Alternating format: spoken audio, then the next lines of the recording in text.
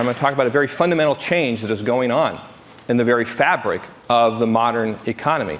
And to talk about that, I'm going to go back to the beginning. Because in the beginning were commodities. Commodities are things that you grow in the ground, raise in the ground, or pull out of the ground. Basically animal, mineral, vegetable. And then you extract them out of the ground and sell them on the open marketplace. Commodities were the basis of the agrarian economy that lasted for millennia. But then along came the Industrial Revolution. And then goods became the predominant economic offering, where we use commodities as the raw material to be able to make or manufacture goods. So we moved from an agrarian economy to an industrial economy. But what then happened over the last 50 or 60 years is that goods have become commoditized. Commoditized where they're treated like a commodity, where people don't care who makes them. They just care about three things and three things only: price, price, and price. Now there's an antidote to commoditization, and that is customization. My first book was called Mass Customization, and it came up a couple of times yesterday. And how I discovered this progression of economic value was realizing that customizing a good automatically turned it into a service. Because it was done just for a particular person. Because it wasn't inventoried. It was delivered on demand to that individual person. So we moved from an industrial economy to a service-based economy. But over the past 10 or 20 years, what's happened is that services are being commoditized as well. Long-distance telephone service sold on price, price, price. Fast food restaurants with all their value pricing. And even the internet is commoditizing not just goods, but services as well. What that means is that it's time to move to a new level of economic value. Time to go beyond the goods and the services. And using the same heuristic, what happens when you customize a service? What happens when you design a service that is so appropriate for a particular person? That's exactly what they need at this moment in time. Then you can't help but make them go, wow. You can't help but turn it into a memorable event. You can't help but turn it into an experience. So we're shifting to an experience economy, where experiences are becoming the predominant economic offering. Now, most places that I talk to, when I talk about experience, I talk about Disney, right, the world's premier experience stager. I talk about theme restaurants and experiential retail and boutique hotels in Las Vegas, the experience capital of the world. But here, when you think about experiences, think about Thomas Dolby and his group playing music. Think about meaningful places. Think about drinking wine, about a journey to the clock of the long now. Those are all experiences. Think about TED itself, the experience capital in the world of conferences. All of these are experiences. Now, over the last several years, I spent a lot of time in Europe, and particularly in the Netherlands. And whenever I talk about the experience economy there, I'm always greeted at the end with one particular question, almost invariably. And the question isn't really so much a question as an accusation. And the Dutch, when they usually put it, it always starts with the same two words. You know the words I mean? You Americans. I say, you Americans, you like your fantasy environments, your fake, your Disneyland experiences. They say, we Dutch, we like real, natural, authentic experiences. So much so as that happened is that I developed a fairly practiced response, which is, I point out that first of all, you have to understand that there is no such thing as an inauthentic experience. Why? Because the experience happens inside of us. It's our reaction to the events that are staged in front of us. So as long as we are in any sense authentic human beings, then every experience we have is authentic. Now there may be more or less natural or artificial stimuli for the experience, but even that is a matter of degree, not kind. And there's no such thing as 100% natural experience. Even if you go for a walk in the proverbial woods, there is a company that manufactured the car that delivered you to the edge of the woods. There's a company that manufactured the shoes that you have to protect yourself from the ground of the woods. There's a company that provides the cell phone service you have in case you get lost in the woods. Right? All of those are man-made, artificiality brought into the woods by you and by the very nature of being there. And then I always finish off by talking about the thing that amazes me the most about this question, particularly coming from the Dutch, is that the Netherlands is every bit as manufactured as Disneyland. And the Dutch, they always go, and they realize I'm right. There isn't a square meter of ground in the entire country that hasn't been reclaimed from the sea or otherwise moved, modified, and manicured to look as if it had always been there.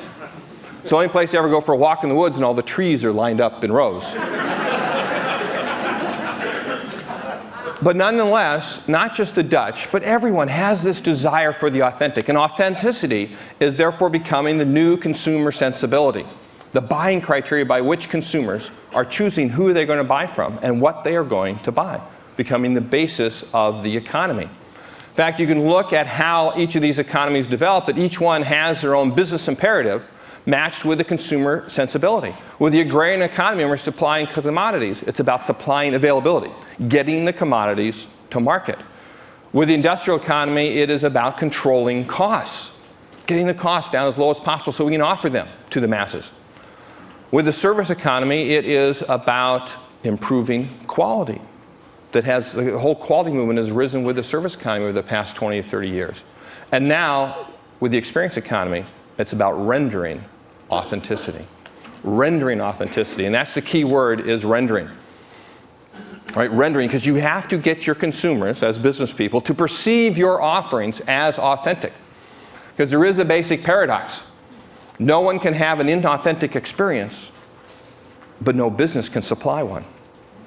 Because all businesses are man-made objects. All business is involved with money. All business is a matter of using machinery. And all those things make something inauthentic. So how do you render authenticity is the question. Right? Rendering authenticity. When you think about that, let me go back to what Lionel Trilling, in his seminal book on authenticity, Sincerity and Authenticity, came out in 1960, points to as the seminal point at which authenticity entered the lexicon, if you will. And that is, to no surprise, in Shakespeare and in his play Hamlet. And there's one point in his play Hamlet where the most fake of all the characters in Hamlet, Polonius, says something profoundly real. At the end of a laundry list of advice he's giving to his son Laertes, he says this, "And this above all, to thine own self be true. And it doth follow as night the day, that thou canst not then be false to any man." And those three verses are the core of authenticity. There are two dimensions to authenticity. One, being true to yourself, which is very self-directed. Two is other-directed, being what you say you are to others. And I don't know about you, but whenever I encounter two dimensions, I immediately go, 2 by 2. Right? Anybody else like that? No? Well, if you think about that, you do, in fact, get a 2 by 2. Where on one dimension, it's a matter of being true to yourself. As businesses, are the economic offerings you are providing, are they true to themselves? And the other dimension is, are they what they say they are to others? If not, you have is not true to itself and is not what it says it is.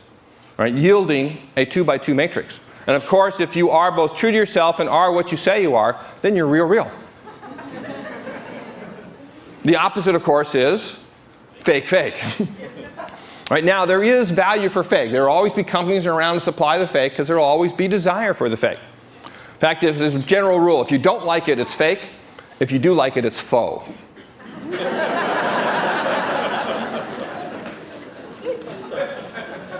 Now, the other two sides of the coin are being a real fake, is what it says it is but is not true to itself, or being a fake real, is true to itself but not what it says it is.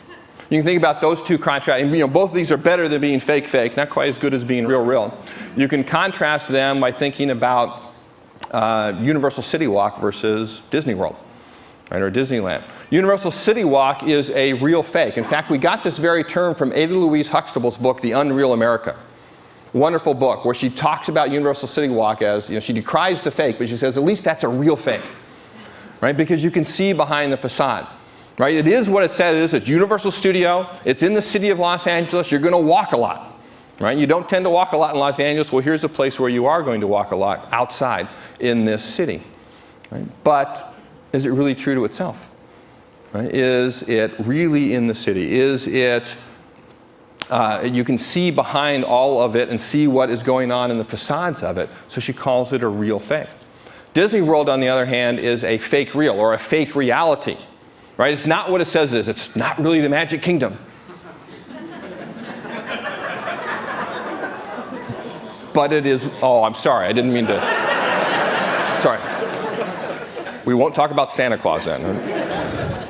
But Disney World is wonderfully true to itself, right? Just wonderfully true to itself. When you are there, you are just immersed in this wonderful environment. So it's a fake real. Now, the easiest way to fall down in this and not be real, right? The easiest way not to be true to yourself is not to understand your heritage and thereby repudiate that heritage. Right? The key of being true to yourself is knowing who you are as a business, knowing where your heritage is, what you have done in the past, and what you have done in the past limits what you can do, what you can get away with, essentially, in the future. So you have to understand that past. Think about Disney again. Disney, 10 or 15 years ago, right? The company that is probably best known for family values out there, Disney bought the ABC network. ABC network, affectionately known in the trade as the TNA network. Right? That's not too much jargon, is it? Right, the TNA network. Then it bought Miramax, known for its NC-17 fare. And all of a sudden, families everywhere couldn't really trust what they were getting from Disney. It was no longer true to its heritage, no longer true to Walt Disney. It's one of the reasons why they're having such trouble today, and why Roy Disney is out to get Michael Eisner, because it is no longer true to itself. So understand what your past limits what you can do in the future. When it comes to being what you say you are, the easiest mistake that companies make is that they advertise things that they are not.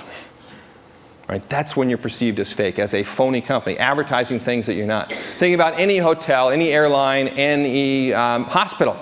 Right? If you could check into the ads, you'd have a great experience. But unfortunately, you have to experience the actual hotel, airline, and hospital, and then you have that disconnect. Then you have that perception that you are phony. So the number one thing to do when it comes to being what you say you are is to provide places for people to experience who you are. For people to experience who you are. Right? It's not advertising does it. That's why you have companies like Starbucks, right, that doesn't advertise at all. They said, you want to know who we are, you have to come experience us. And think about the economic value they have provided by that experience. Right? Coffee at its core is what? Right? It's beans. Right? It's coffee beans. You know how much coffee is worth when treated as a commodity, as a bean? 2 or 3 cents per cup. That's what coffee is worth. But grind it, roast it, package it, put it on a grocery store shelf, and now it'll cost 5, 10, 15 cents when you treat it as a good. Take that same good and perform the service of actually brewing it for a customer in a corner diner, in a bodega, a kiosk somewhere. You get 50 cents, maybe $1 per cup of coffee.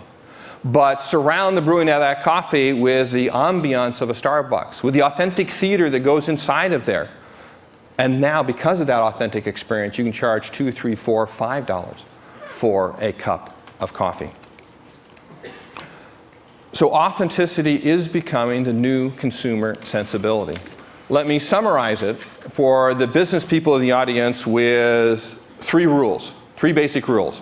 1, don't say you're authentic unless you really are authentic. 2, it's easier to be authentic if you don't say you're authentic. And 3, if you say you're authentic, you better be authentic. And then for the consumers, for everyone else in the audience, let me simply summarize it by saying, increasingly, what will make us happy is spending our time and our money satisfying the desire for authenticity. Thank you.